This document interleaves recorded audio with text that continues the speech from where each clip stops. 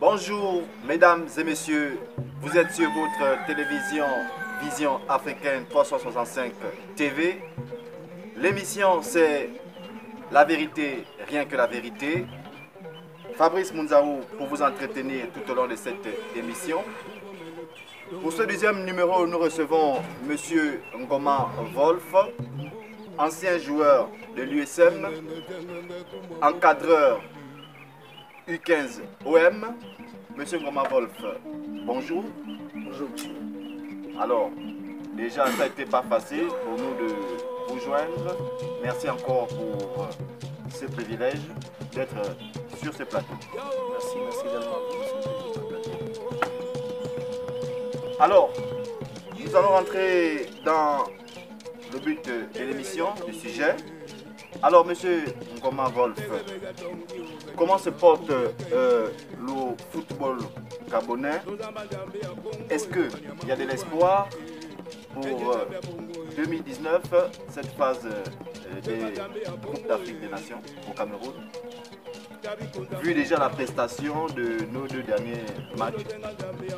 Bon, comment se porte le football gabonais, sinon le sport en général, particulièrement le football, et ma vision par rapport à la qualification de notre équipe nationale pour la prochaine Coupe d'Afrique des Nations, que c'est un volet.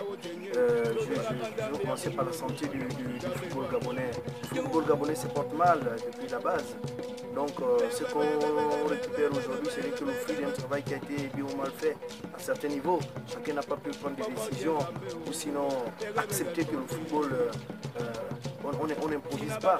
Donc cela que la gestion du football, que ce soit sur le plan administratif, sur le plan technique, cela qu'on choisit pour bien faire fonctionner le football, doit même, ils ont le droit de bien s'impliquer, s'investir.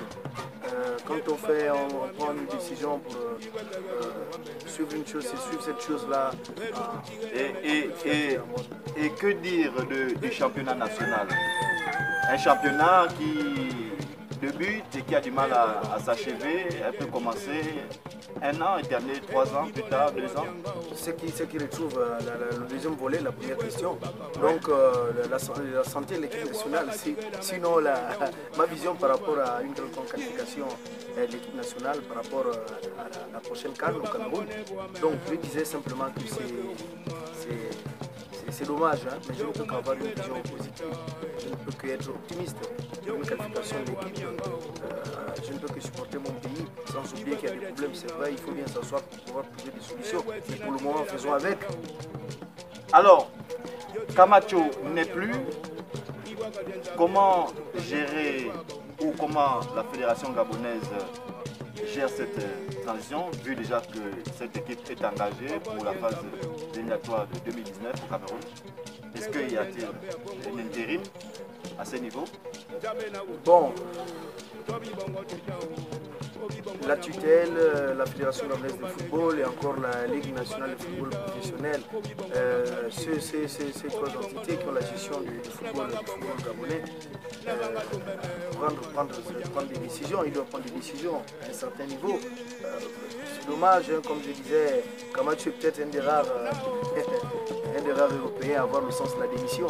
Sinon, à ce niveau du contrat, il n'y a plus de questions à se poser. Hein. Il faut chercher à racheter l'équipe. Bon, alors, est-ce que le contrat il a été honoré? Il a rempli les charges du contrat?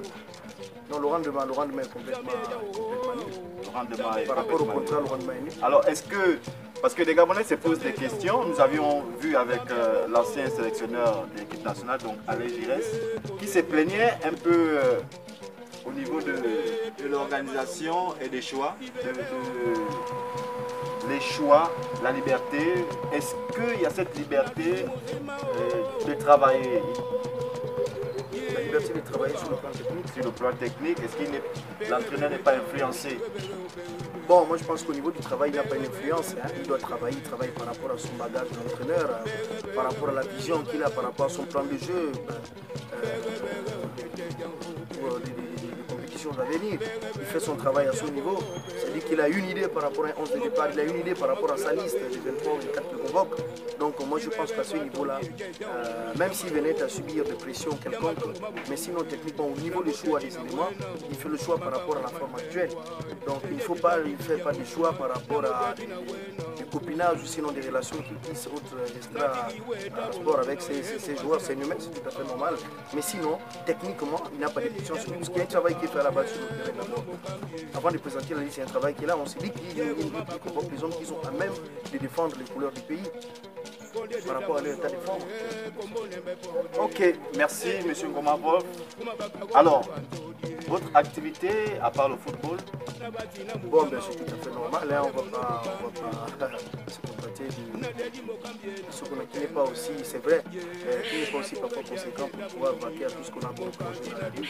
Je suis agent d'exploitation à la société camerounaise pétrolier. Je suis aussi dans un petit commerce, je pense que moi je sais de diversifier, pas faire seulement sur place, sinon être figé au niveau de Mayu Maou de Libreville. Je ravitaille à mon niveau, certaines provinces qui sont en carence des sous-poissons qui reviennent de 700 km de Libreville, parfois quelques kilomètres un peu plus proches, contrairement aux poissons qu'on nous ramène, c'est pas pour stigmatiser, ou sinon pour détourner les clients. C'est des poissons qui reviennent du Maroc, 6 mois en bateau, contrairement aux poissons qu'on prend facilement à la Maniba qui est et local. Alors, monsieur Ngoma Wolf, votre mot de fin? Mon mot de fin, par rapport aux questions qui ont été posées sur le plateau, mon mot de fin est que je demande au peuple gabonais d'avoir une vision positive. Quand ça ne va pas, on doit être avec l'équipe nationale. Quand ça va, on doit être avec l'équipe nationale parce que c'est d'abord le vert jaune bleu. Et on doit voir comment ces hommes qui ont la gestion du football gabonais de pouvoir un peu avoir une vision positive et pas aller faire des choses parce qu'on a autre chose à mettre en évidence. Mesdames et messieurs, nous sommes au terme de cette émission. Merci de nous avoir suivis. Nous espérons nous retrouver encore dans les prochains numéros. D'ici là, portez-vous bien et gardez le sourire.